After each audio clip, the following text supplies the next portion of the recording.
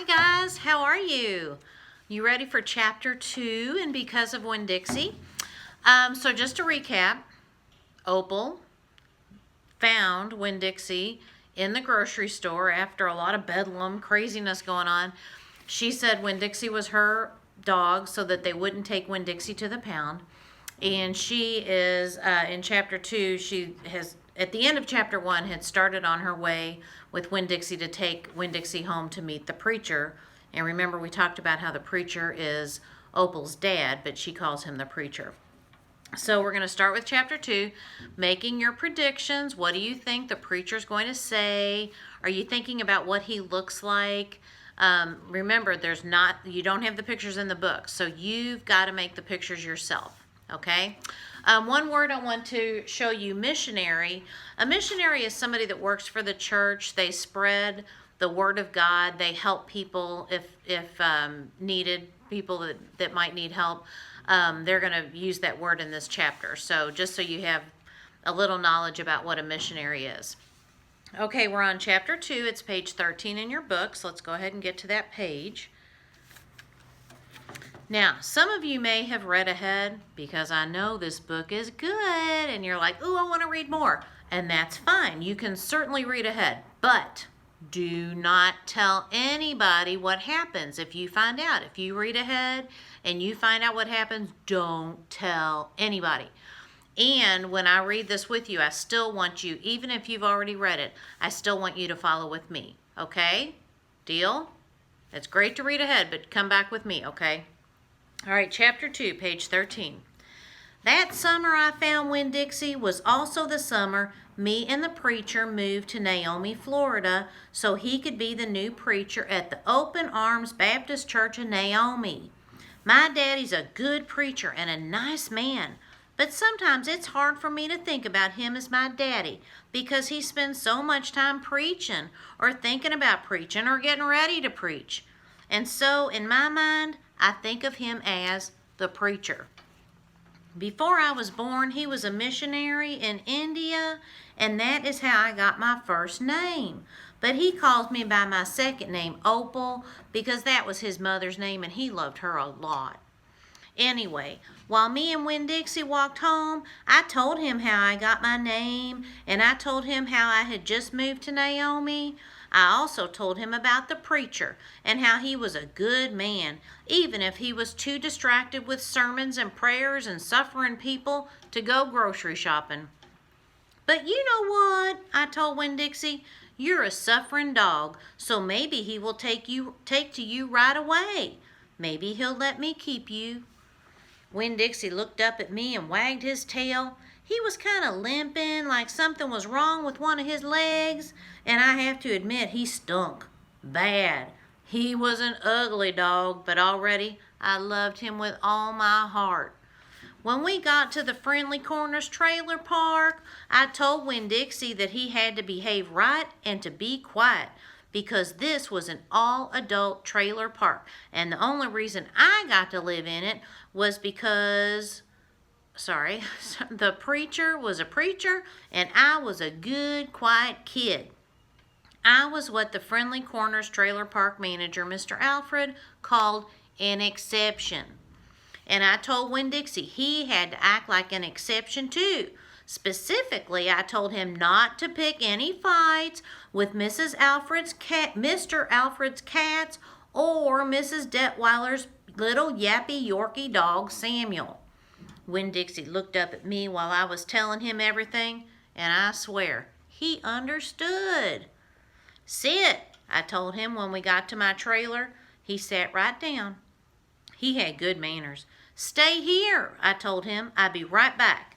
The preacher was sitting in the living room working at the little fold-out table. He had paper spread all around him, and he was rubbing his nose, which always means he's thinking hard. Daddy, I said. He said back. Daddy, do you know how you always tell me that we should help those less fortunate than ourselves?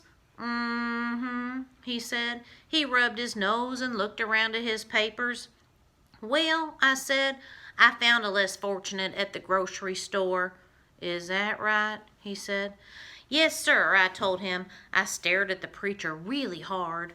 Sometimes he reminded me of a turtle hiding inside its shell, in there thinking about things and not ever sticking his head out into the world. Daddy, I was wondering, could this less fortunate, could he stay with us for a while? Finally, the preacher looked up at me. Opal, he said, what are you talking about? I found a dog, I told him, and I want to keep him. No dogs, the preacher said. We've talked about this before. You don't need a dog. I know what I said. I know I don't need a dog, but this dog needs me.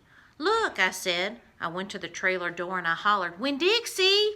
Winn Dixie's ears shot up in the air and he grinned and sneezed, and then he came limping up the steps and into the trailer and put his head right in the preacher's lap, right on top of a pile of papers. The preacher looked at Winn Dixie. He looked at his ribs and at his matted up fur and the places where he was bald. The preacher's nose wrinkled up. Like I said, the dog smelled pretty bad. Winn Dixie looked up at the preacher.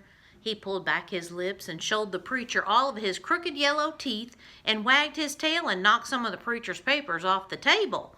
Then he sneezed and some more papers fluttered to the floor. What did you call this dog? The preacher asked.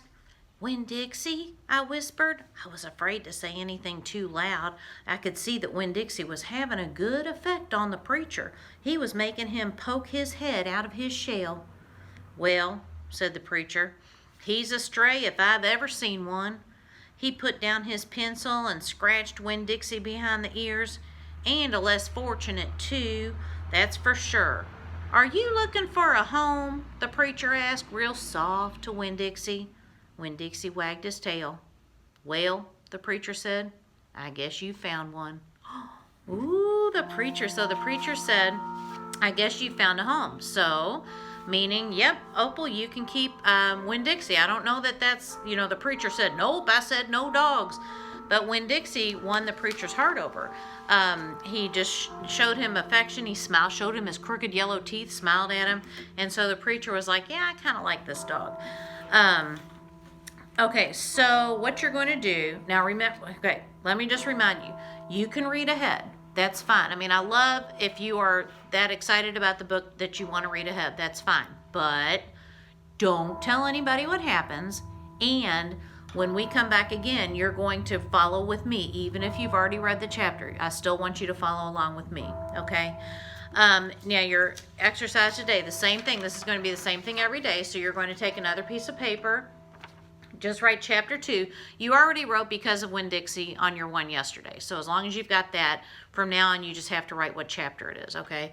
So chapter 2, I wrote for my summary, I said, Opal introduces Winn Dixie to the preacher. That was pretty much the main idea. You might also want to add, the preacher said Winn Dixie could stay. That I probably should have put that. That might be a good thing to have there. And then your picture. Think about, what would you draw a picture of? It needs to illustrate your summary. That's just going to help your mind remember. I know you think, I'll remember that, but it's 26 chapters long. So when you're on chapter 18, you might be like, what happened in chapter 2? And that would just kind of help your memory. Okay, this is a good little tool to use if you have trouble keeping the information straight in a chapter book. Okay, so that's just a little trick you might want to use. I'm sure you've made the pictures in your head. That's one way that you can kind of illustrate the pictures in your head. And listen, I know everybody's not an artist. I know that. But what do I always say? You try your best. Do the best you can. I know it's not going to be picture perfect. I'm not going to go hang it in the Speed Art Museum. But it should be the best you can do. Also, with your writing at the bottom, remember what I tell you. Form your letters carefully. Space between your words. You can print this because the lines aren't necessarily that easy, or if you want to do it in cursive, you go right ahead. But do the best you can do. Capitalize when you need to capitalize. Punctuate when you should punctuate. Write it carefully, write it neatly, write it well. Okay? All right. Be thinking about what you feel chapter 3 is going to be about. We're just kind of going along with Opal and her adventures with Winn Dixie, okay? So tomorrow we'll be reading chapter 3. I don't know. Okay. Until then, just have fun. I hope you're doing a good job. Remember to be good for your mom and dad. Okay. Make their life easy, not hard. Got it? Okay. I miss you guys. I'll see you later. Bye.